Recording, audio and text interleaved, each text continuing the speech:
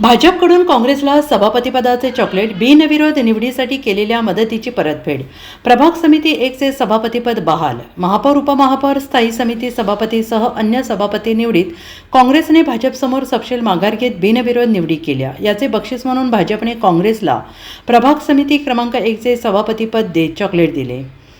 काँग्रेसच्या या बिनविरोध पॅटर्नमुळे पक्षाच्या काही नगरसेवक आणि पदाधिकाऱ्यांच्यात कमालीची नाराजी पसरली आहे. सांगली महापालिकेच्या निवडणुकीत काँग्रेसने भाजपला जोरदार लढत दिली. जनतेने काँग्रेसला चांगली साथ देत पालिकेत दुसऱ्या क्रमांकाच्या जागा निवडून दिल्या. त्यामुळे काँग्रेसला विरोधी पक्षाची संधी मिळाली.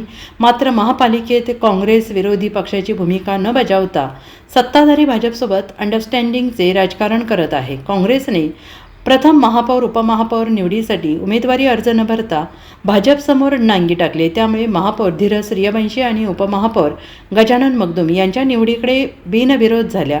त्यांच्या स्थायी समिती सभापती तसेच समाज कल्याण आणि महिला व बालकल्याण सभापती निवडीतही काँग्रेसने भाजपसमोर शरणागती पत्करत बिनविरोध निवडी केल्या. याही पुढे जात प्रभाग क्रमांक समिती क्रमांक 1, 2, 3, 4 मध्ये काँग्रेसने निवडणूक न लढता सत्ताधारी भाजप आणि राष्ट्रवादी काँग्रेस अजित पवार पक्षाला बाय दिला.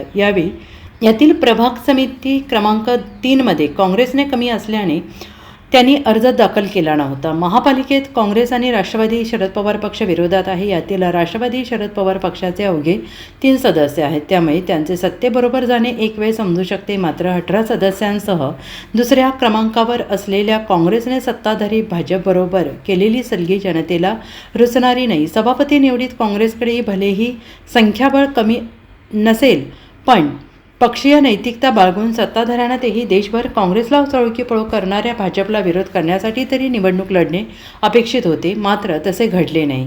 काँग्रेसच्या या मदतीची परतफेड भाजपने केलेली असून प्रभाग क्रमांक 1चे सभापतीपद काँग्रेसला बिनविरोध बहाल केले आहे. या समितीत भाजपचे वर्चस्व असताना तिथे काँग्रेसचा सभापती भाजपने केला आहे हे विशेष आहे. काँग्रेस नेत्यांनी यावर आत्मपरीक्षण करणे गरजेचे आहे.